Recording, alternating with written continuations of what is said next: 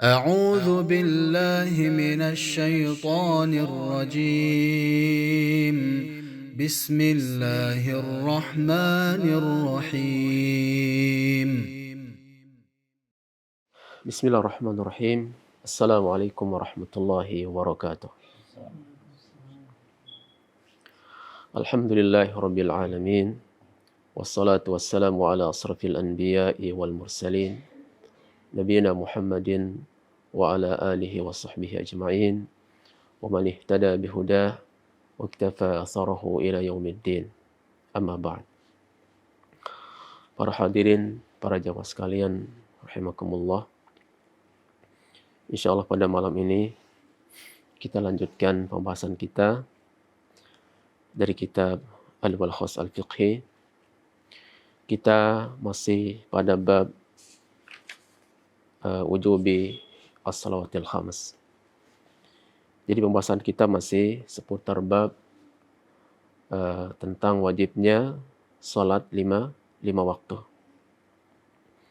Bismillahirrahmanirrahim. Qala al-muallifu hafizahullahu ta'ala wa ra'ah. Di sini penulis Syekh Shalih Fauzan, semoga Allah selalu menjaga beliau. Beliau mengatakan, wa yalzamu waliyus saghiri ayamurahu bis shalah idza balagha 7 sinin. Maka merupakan sebuah keharusan atau sebuah kewajiban bagi orang tua adalah memerintahkan anaknya untuk salat. Idza balagha 7 sinin. Apabila anak tersebut sudah beranjak usia 7 tahun. Wa in kanat la tajibu alaihi, sekalipun belum wajib atasnya. Artinya ketika anak sudah berusia atau sudah meranjak umur 7 tahun, itu belum wajib untuk melakukan salat. Tapi hanya saja diharuskan bagi orang tuanya untuk memerintahkan dia salat. Jadi kita sebagai orang tua adalah pemimpin di dalam rumah tangga kita. Maka hendaknya kita, karena posisi kita sebagai pemimpin di dalam rumah tangga kita, maka hendaknya kita perhatikan bagaimana kita mendidik anak kita, bagaimana kita mengawasinya, mengontrolnya, bagaimana didikannya, terutama bagaimana dia melakukan hak-hak dia sebagai seorang muslim, terutama bagaimana dia menjalankan salat 5 waktu. Karena setiap kita yang merupakan pemimpin ini, semua kita nanti akan ditanya oleh Allah Subhanahu wa taala. Baik itu presiden atau istilah dengan al-amir, atau kita sebagai pemimpin dalam rumah tangga, maka semua kita akan diminta pertanggungjawaban di sisi Allah Subhanahu wa taala. Maka hendaknya ini kita perhatikan. Jangan sampai anak kita ketika sudah waktunya untuk diperintahkan salat, kemudian kita biarkan. Oleh karenanya, maka kewajiban kita sebagai seorang pemimpin harus memperhatikan bagaimana istri kita, anak kita, bagaimana ibadahnya. Karena semuanya akan kita pertanggungjawabkan di hadapan Allah Subhanahu wa taala. Maka disebutkan dalam hadis Ibnu Umar radhiyallahu anhuma, tatkala Nabi sallallahu alaihi wasallam bersabda, kullukum ra'in wa kullukum mas'ulun an ra'iyatihi. Setiap kalian adalah pemimpin, dan setiap pemimpin itu akan diminta pertanggungjawabannya nanti di hadapan Allah Subhanahu wa taala tentang kepemimpinannya. Wal amiru ra'in, dan al-amir itu artinya kalau kita bahasakan dengan presiden, ya, atau kepala negara. Itu adalah pemimpin. Kemudian di akhir hadis Nabi SAW mengatakan, wa kullukum mas'ulun an ra'iyatihi. Dan setiap kalian dan setiap pemimpin akan diminta pertanggungjawabannya nanti tentang kepemimpinannya di hadapan Allah Subhanahu wa taala. Hadis ini adalah muttafaqun alaih. Hadis ini adalah sahih yang diriwayatkan oleh Imam Bukhari dan Muslim. Maka dalam hadis ini mengisyaratkan kepada kita bahwa kita adalah sebagai pemimpin dalam rumah kita, maka kita akan minta pertanggungjawaban kita di depan Allah Subhanahu wa taala tentang kepemimpinannya kita. Oleh karenanya, jangan kita anggap enteng atau remeh tentang masalah kepemimpinannya.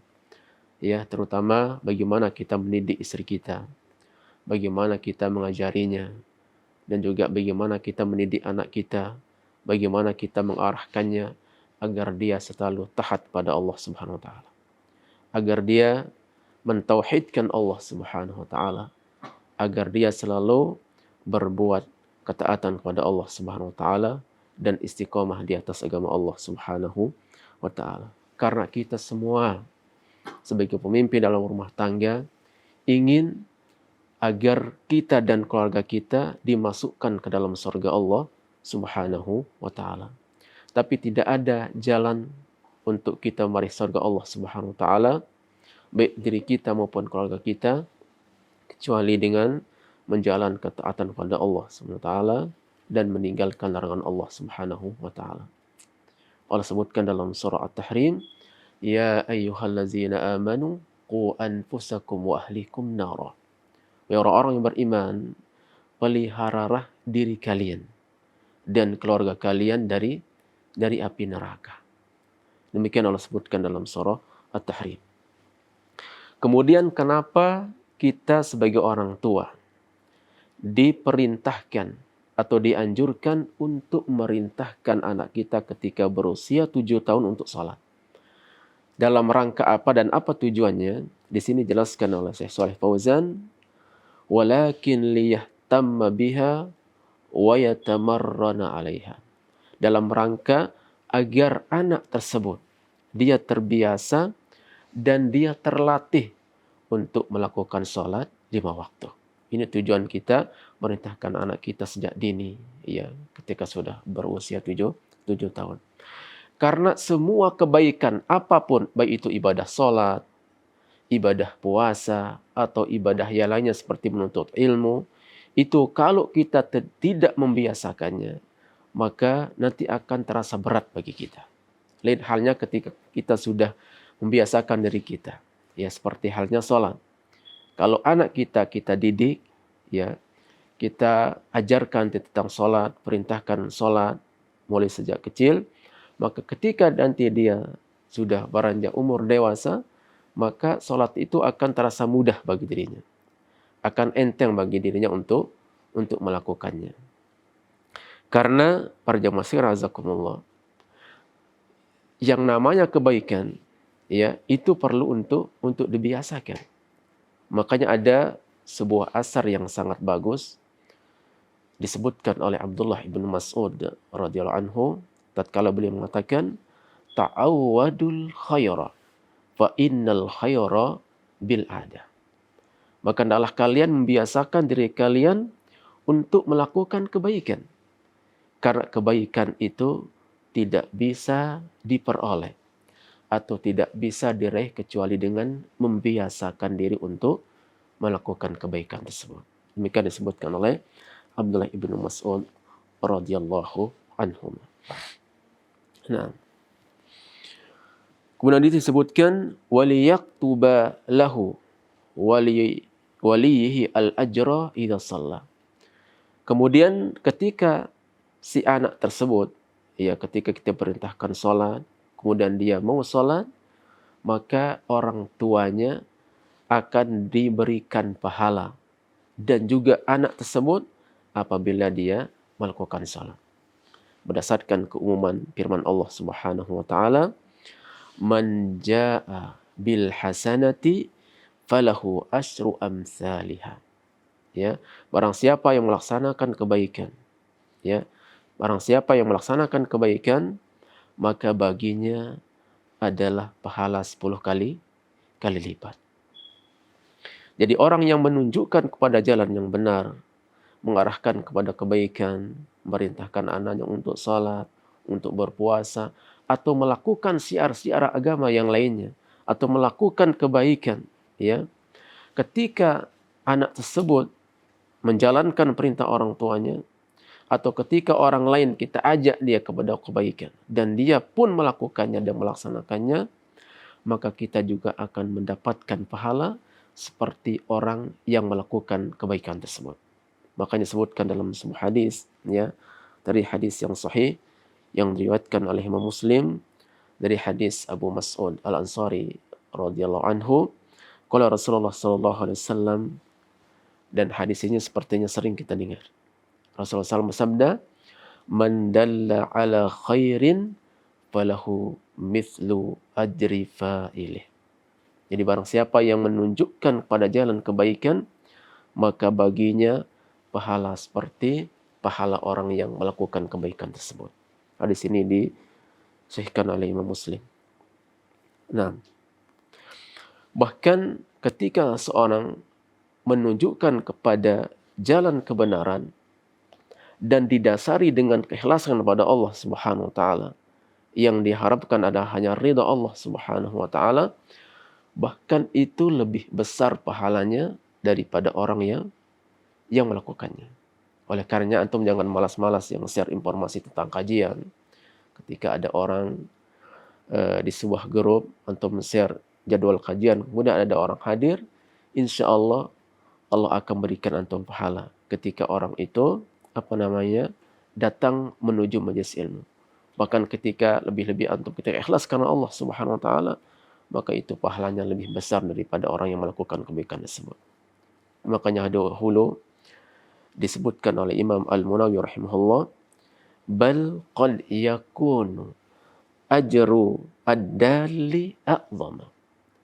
Bahkan atau terkadang pahala orang yang mengajak kepada kebaikan itu lebih besar pahalanya daripada orang yang melakukan kebaikan. Wa yadkhulu fihi muallimu dukhulan awliyan. Dan juga termasuk di dalam hal ini adalah seorang pengajar. Ya, seorang pengajar. Demikian disebutkan oleh Imam Al-Munawi rahimahullah dalam kitab At-Taisir Syarah Al-Jami' As-Shaghir.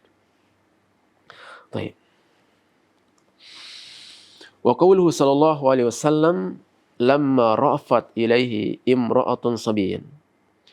Dan juga disebutkan dalam sebuah hadis ketika ada seorang perempuan mengangkat anak kecil di hadapan Rasulullah sallallahu alaihi wasallam. Faqalat, kemudian si wanita tersebut bertanya kepada Rasulullah sallallahu alaihi wasallam, "Ali hadza hajjun?" Wahai Rasulullah, apakah anak kecil ini dia mendapatkan pahala ketika dia berhaji? Kemudian kata Rasulullah sallallahu alaihi wasallam, "Na'am, walaki ajrun." Na'am. Jadi dia dia mendapatkan pahala dan kamu juga akan mendapatkan pahala dari Allah Subhanahu wa taala.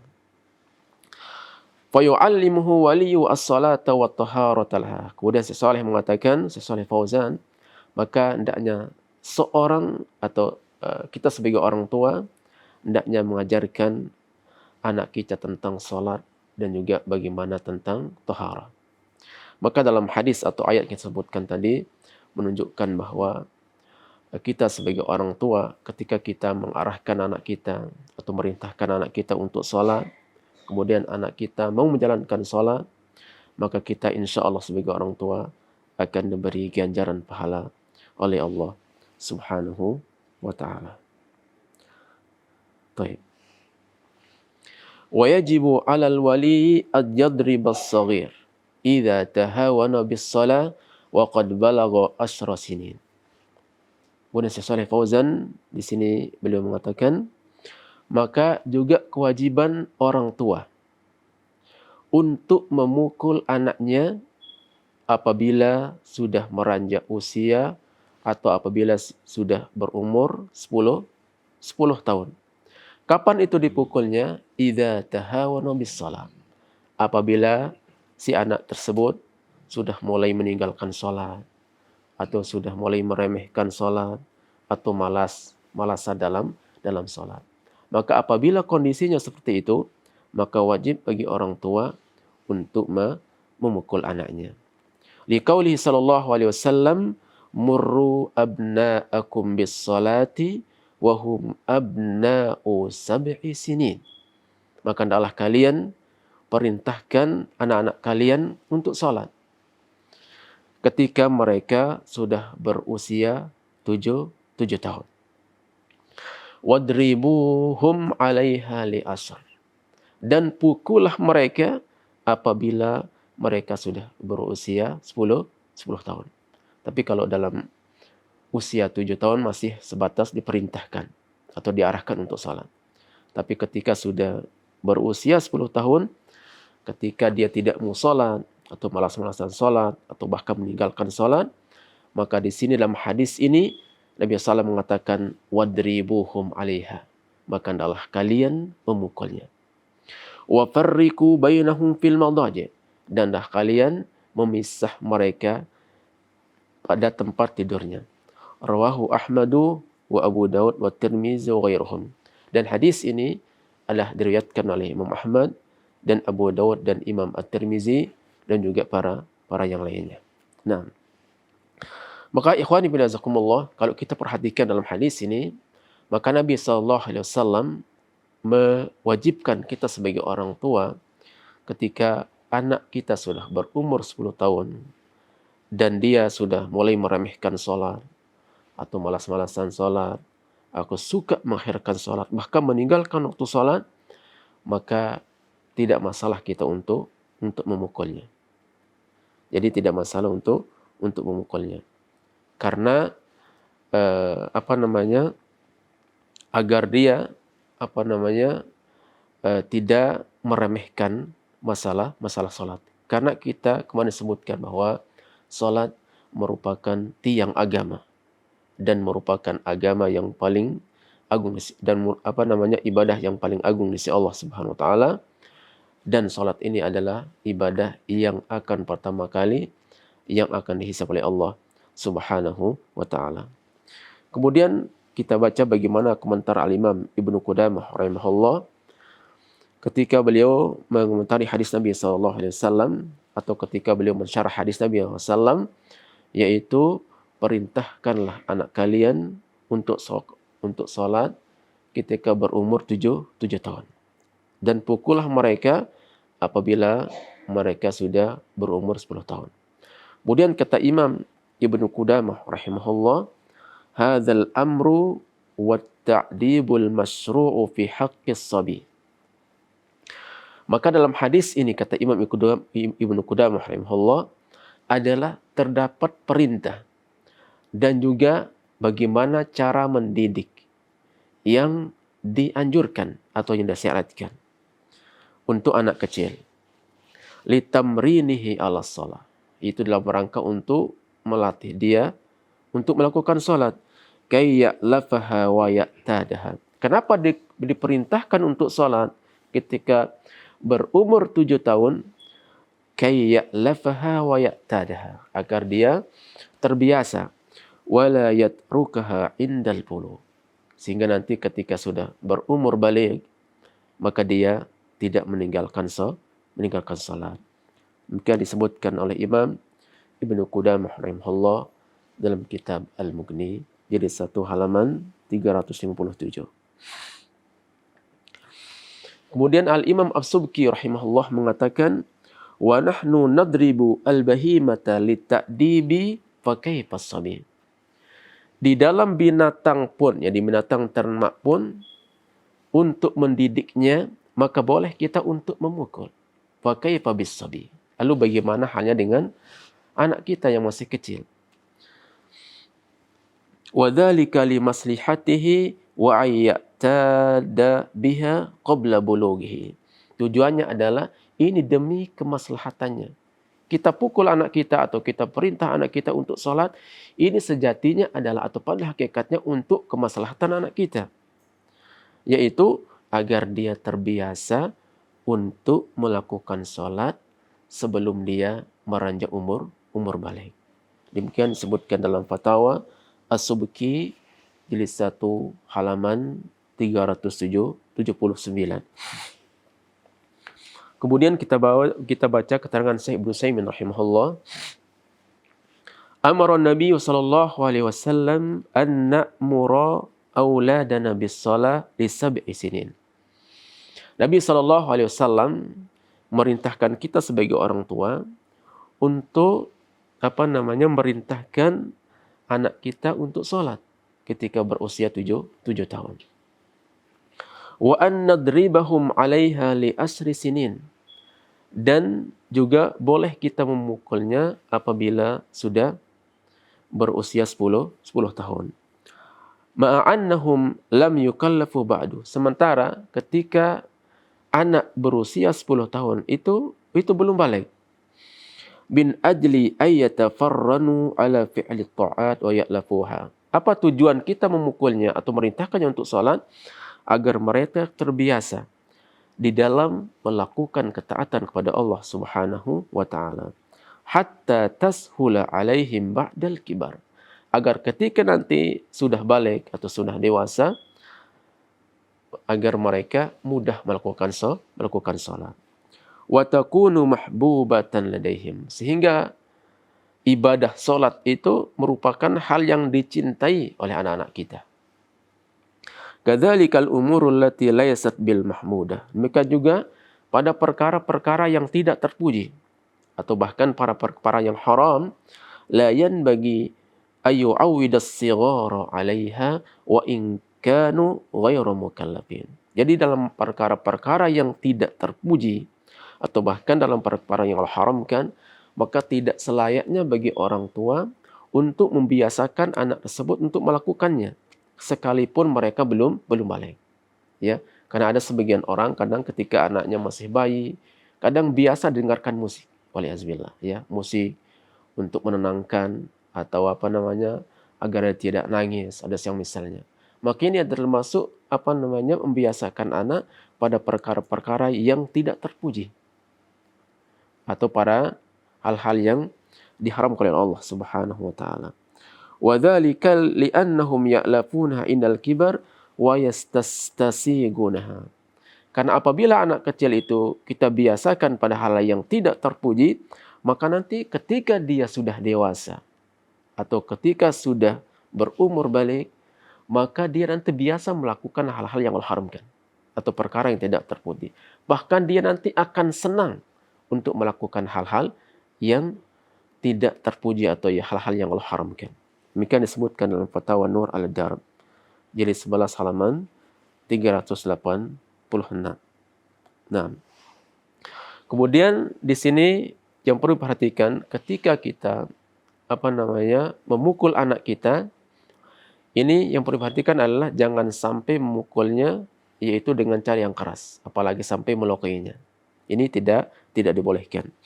Disebutkan oleh Syekh Ibnu Utsaimin rahimahullah, la yadribu darban mubarrihan.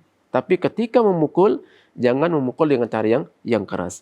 Wala yadribu 'alal wajhi masalan. Dan juga tidak boleh memukul wajah. Karena kita tahu bahwa memukul wajah itu adalah diharamkan. Dan ini disebutkan dalam hadis Rasulullah SAW yang menunjukkan tentang larangan memukul wajah. Kemudian kata Syekh Utsaimin rahimahullah, wa innama yadribu 'ala dhahr awil katif. Yang boleh dipukul itu adalah pundaknya atau punggungnya, au ma asbaha dzalik mimma la yakunu sababan fi halaki, atau yang serupa dengan punggung atau pundak, yaitu dari hal-hal yang tidak menyebabkan kebinasaannya. Wad-darbu 'alal wajhi la khatar. Karena memukul wajah ini sangat membahayakan sekali. Li'annal wajha a'la ma yakunul insan wa akrama ma yakunul insan. Karena wajah ini adalah pada diri seorang insan kedudukannya sangat agung dan sangat mulia sekali. Wa idza daraba 'alaihi asabahu minadh-dhulli wal hawan aktsara mimma law duriba aw law daraba 'ala dhahrihi. Karena apabila wajahnya dipukul, maka dia akan lebih menderita, maka dia akan lebih bersedih dibanding dipukul selain wajah. Ya, karena wajah ini merupakan hal yang sangat istimewa, yang sangat mulia, yang sangat yang sangat bagus bagi seorang insan. Ya, lain halnya dengan punggungnya. Kalau punggungnya misal dipukul, terus ada bekas lukanya, ini mungkin tidak menimbulkan hal-hal seperti malu atau semisalnya. Tapi kalau wajahnya dipukul kemudian sampai membekas, maka dia akan malu. Oleh karena itu, maka di sini dilarang untuk memukul wajah. Walihada nuhiya 'anil darbi 'alal wajah. Oleh karenanya dilarang untuk memukul wajah. Baik. Kemudian juga dijelaskan oleh Syekh Ibnu Baz rahimahullah tentang masalah bolehnya atau bahkan wajib bagi orang tua untuk memukul anaknya ketika sudah berumur 10 tahun, di mana ketika anak tersebut meremehkan atau meninggalkan salat. Syekh Ibnu Baz rahimahullah mengatakan, wal inayatu bi ahlil baiti la taghful anhum ya Abdullah. Jadi hendaknya seorang atau orang tua jangan dia lalai di dalam memperhatikan keluarganya. Alaika an tajtahida fi salahihim, maka hendaknya dia bersungguh-sungguh untuk memperbaiki keluarganya. Wa an ta'mura banika wa banatika bis salati sab'a. Maka hendaknya harus memperhatikan atau merintahkan anak ketika sudah berumur 7 tahun, ya, untuk merintahkan salat. Wa tadribuhum alaihi li'asar. Kemudian memukulnya apabila sudah berumur 10 tahun. Darban khafifan yu'inuhum ala ta'atillah. Tapi ingat, pukulannya adalah pukulan yang ringan, tidak sampai melukai. Yaitu agar tujuannya adalah untuk membantu mereka melakukan ketaatan kepada Allah Subhanahu wa taala, wa yu'awwiduhum ada as-salati fi waqtiha, dan juga dalam rangka untuk membiasakannya atau membiasakan mereka salat 5 waktu tepat pada waktunya. Hatta yastaqimu ala dinillah, agar mereka juga bisa istiqamah di atas agama Allah Subhanahu wa taala, wa ya'riful haqqa, agar mereka mengenal kebenaran.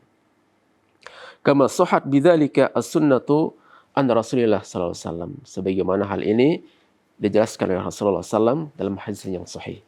Nah, kemudian yang perlu juga diperhatikan di sini, sebelum kita memukul anak kita ketika dia misalkan sudah meremehkan salat atau tidak salat, maka di sini ada aturan yang harus perhatikan. Bagaimana caranya? Yang pertama adalah hendaknya kita perintahkan pertama kali dengan nasihat. Kita nasihati, ya. Kalau dia dinasihati, kemudian dia mentaati apa yang kita nasihati, maka itu kita harapkan. Tapi ternyata kalau tidak mau dengan cara nasihat, maka yang berikutnya adalah baru dengan cara agak keras sedikit, agak keras. Kemudian ketika kita sudah sikapi dengan agak keras, ternyata masih tetap saja dia meninggalkan sholat, atau bahkan dia sholat di akhir waktunya, ya semisalnya, maka langkah berikutnya adalah baru dengan cara memukulnya. Artinya tidak langsung memukulnya. Harus ada tahapannya. Pertama dinasihati, kemudian yang kedua, kalau nasihat tidak mempan, maka baru dengan cara kita memberikan ancaman atau dengan memukulnya. Kalau tidak salah nanti saja pukul yang semisalnya, atau dengan cara agak keras. Ketika tidak mempan, maka baru memukulnya. Maka disebutkan dalam kitab Al-Musu' Al-Fiqhiyah, di sana disebutkan ta'dibus shaghiri innama yabda' bil qaul. Jadi di dalam mendidik anak kecil itu, maka hendaklah mulai dengan nasihat. Summa bil wa'id, kemudian dengan ancaman.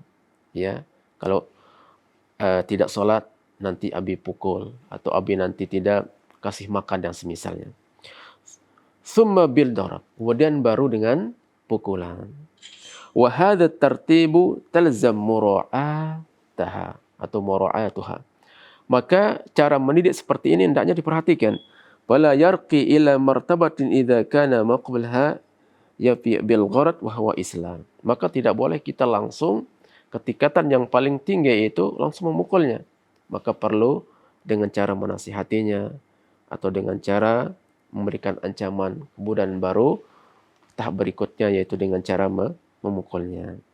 Maka disebutkan oleh Al-Izzu Ibnu Abdissalam, beliau mengatakan Wa mahma hasala at-ta'dibu bil khawf min al-af'al wal aqwal lam ya'dil ila aglas. Jadi apapun cara metode mengajar, maka yang paling pertama adalah maka hendaknya jangan sampai kita mengawali metode dalam mendidik kita dengan cara kekerasan. Ini disebutkan oleh Al-Imam Ibnu Abdissalam rahimahullah. Kemudian di sini yang jadi pertanyaan, ketika orang tua tidak memerintahkan anaknya, ketika orang tua tidak memerintahkan anaknya untuk sholat, ketika berusia 7 tahun, apakah orang tua berdosa? Maka dalam ini disebutkan oleh para ulama, maka orang tuanya adalah berdosa dia. Maka orang tuanya adalah berdosa. Makanya para ulama menjelaskan, ya'thamu al-abu alladhi la ya'muru awladahu bis-shalah. Jadi orang tua itu akan berdosa ketika dia tidak memerintahkan anaknya untuk salat. Wa hakadha akhuhum wa hakadha amuhum wa khaluhum wa ummuhum. Demikian juga saudaranya ketika dia melihat saudaranya atau adiknya tidak salat. Demikian juga pamannya atau keluarganya yang lain atau uminya misalkan, ketika dia melihat anak tidak salat, kemudian dia biarkan, tidak perintahkan anaknya untuk salat, maka ini mereka adalah mendapatkan dosa. Maka ini yang perlu diperhatikan, ya, karena berdasarkan Nabi SAW bersabda, man ra'a minkum munkaran falyughayyirhu biyadihi, ya, barang siapa di antara kalian melihat kemungkaran, maka hendaknya dia cegah kemungkaran itu dengan tangannya. Sementara meninggalkan sholat merupakan kemungkaran yang paling mungkar, bahkan dosa besar di antara dosa besar. Maka atas dasar hadis ini, barang siapa yang melihat kemungkaran, maka hendaklah kalian mencegah dengan tangannya. Fa illam yastati' bilisani. Kalau umpamanya dia tidak mampu dengan tangan, maka dengan lisan. Wa illam yastati' biqalbihi. Kalau umpamanya dia tidak mampu dengan lisan, maka dengan hati. Maka dalam hadis ini menunjukkan bahwa apabila kita melihat suatu kemungkaran atau apabila kita melihat anak kita tidak sholat, maka kewajiban kita adalah harus untuk mencegahnya dan memerintahkannya untuk sholat. Karena apabila kita diam dan tidak memerintahkan anak kita untuk sholat, maka kita mendapatkan dosa di sisi Allah Subhanahu wa Ta'ala. Kemudian sebagai faedah kita sebutkan di sini, dalam hadis ini Nabi SAW bersabda, wa farriqu bainahum fil madaji. Maka hendaknya kalian pisah mereka dari ranjang mereka. Nah, dalam masalah at-tafriq, dalam memisah ya anak-anak pada ranjangnya, ini ada penafsiran para ulama. Di antaranya ada 2 penafsiran.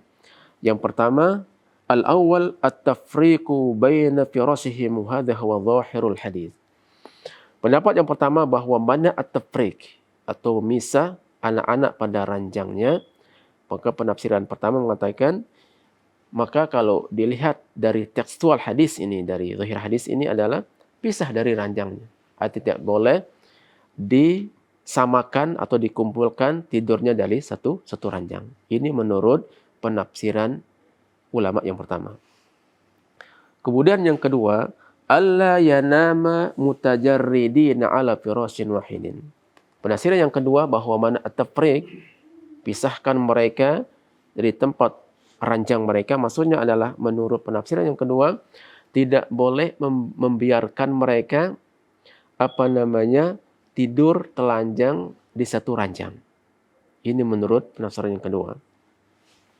Fa inna ma bi thiyabihima min ghairi mulasiqatin jaza dzalika inda amnil fitnah. Kalau umpamanya ya dia harus tidur dalam satu ranjang, tapi pakaian terpisah, hanya tidak satu selimut misalkan. Maka seperti ini jaza dzalika inda amnil fitnah. Maka ini dibolehkan dengan syarat apabila aman dari fitnah atau aman dari hal-hal yang tidak diinginkan. Nah, tapi pendapat yang lebih tepat dalam masalah ini adalah kembali kepada zahir hadis ini. Ya, artinya kita pisah di dalam satu ranjang. Disebutkan oleh Imam Az-Zarkasi rahimahullah, hamluhu alaihi huwa zahir bal huwa shawab. Jadi penafsiran yang lebih tepat kata beliau adalah membawa makna kepada zahir hadis ini, yaitu farriqu baina firasyihim, yaitu pisahkan mereka dari ranjang-ranjang mereka. Artinya tidak boleh kita biarkan mereka tidur dalam satu ranjang. Nah, maka atas dasar keterangan atau hadis yang kita sebutkan tadi para jamaah sekalian azakumullah, maka kalau bisa anak-anak kita itu kita buatkan ranjangnya masing-masing, ya, ranjangnya masing-masing. Terlebih lagi ketika mereka sudah umur dewasa atau sudah umur balik, maka tidak boleh kita samakan ranjangnya, ya. Jadi asalnya kita pisahkan ranjangnya. Tapi apabila hal itu tidak memungkinkan,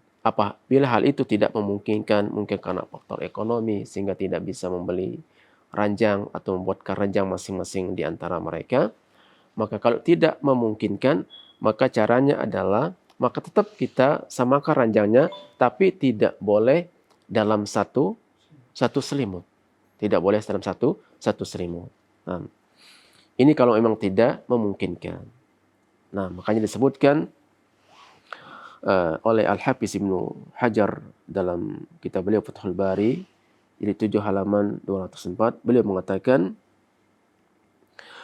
yushtaratu alla yajtami'u fi lihafin wahid.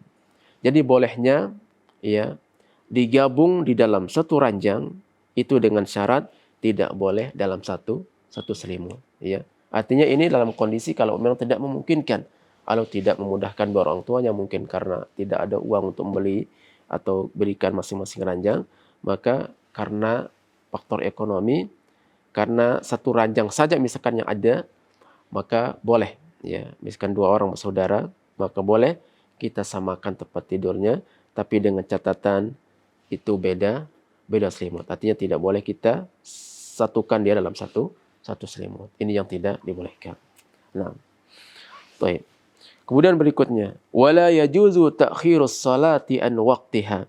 Qala Allah Ta'ala, innas salata kanat 'alal mu'minina kitaban mawquta, ay mafruḍatun fi awqatin muayyana. Jadi tidak boleh, kata Shalih Fauzan, tidak boleh mengakhirkan salat dari waktunya atau lewat dari waktunya. Karena Allah berfirman, sungguhnya salat bagi orang-orang beriman itu sudah ditetapkan waktunya. Namun perlu diperhatikan para jemaah sekalian azakumullah, bahwa mengakhirkan waktu salat ini ada dua keadaan. Keadaan yang pertama adalah mengakhirkan waktu salat sampai habis waktunya atau sampai luar waktunya.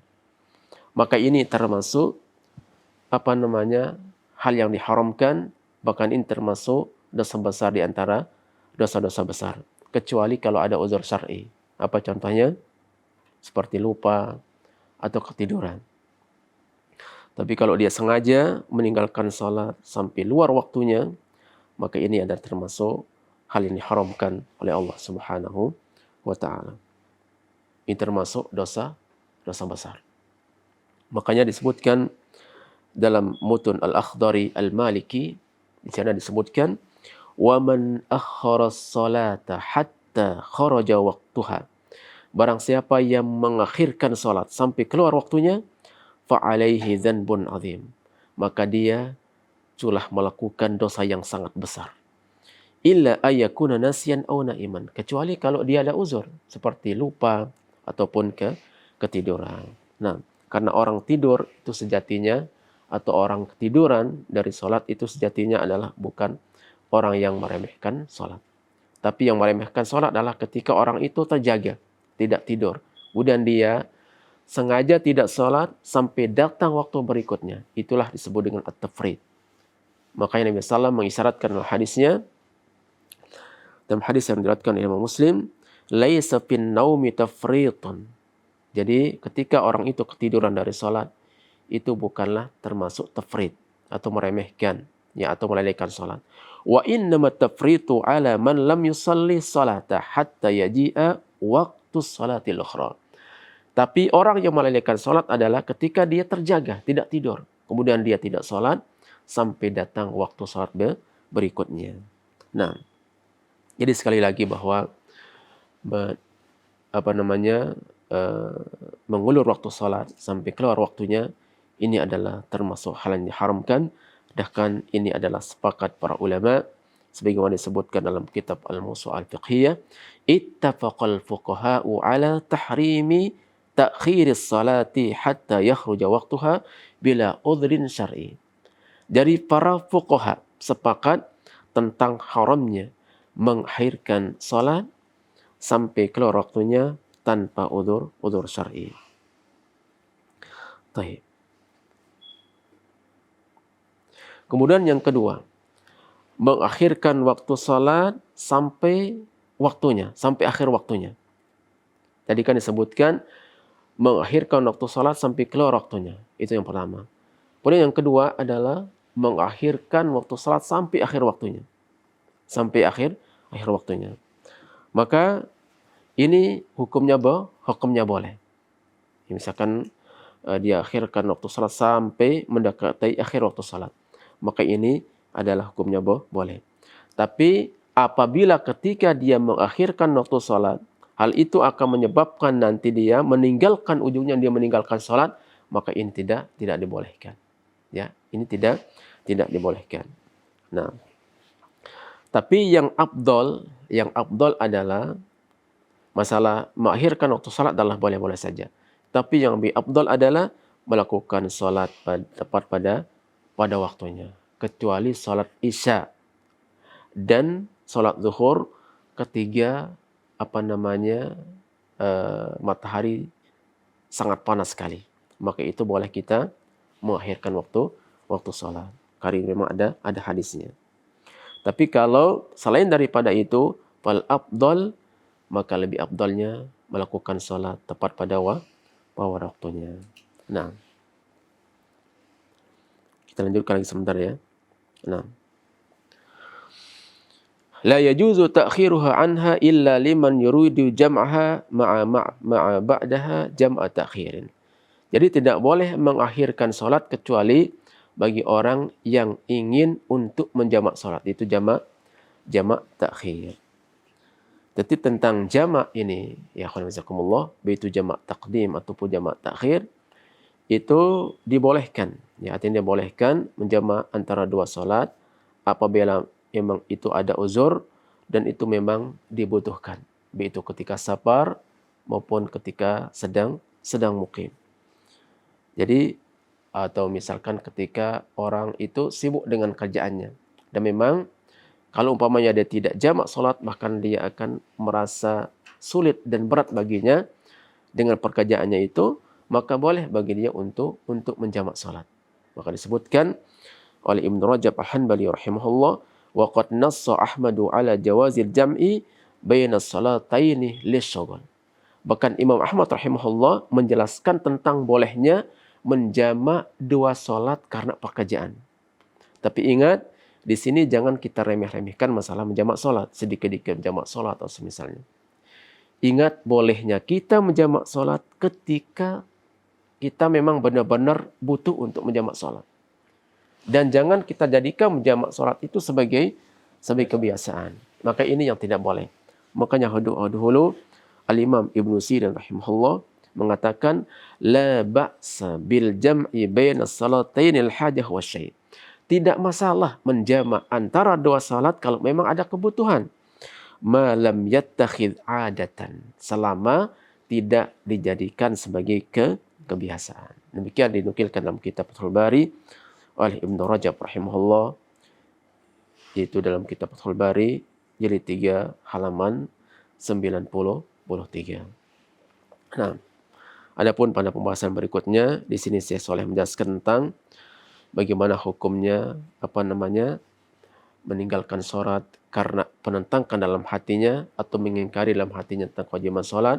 Pada pembahasan sebelumnya kita sudah jelaskan. Mungkin itu sudah cukup dan tak perlu kita ulangi lagi. Dan insya Allah pada pembahasan berikutnya nanti kita masuk pada bab ahkamul adzan wal iqamah.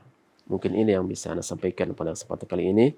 Mudah-mudahan apa yang bisa Anda sampaikan bisa dipahami.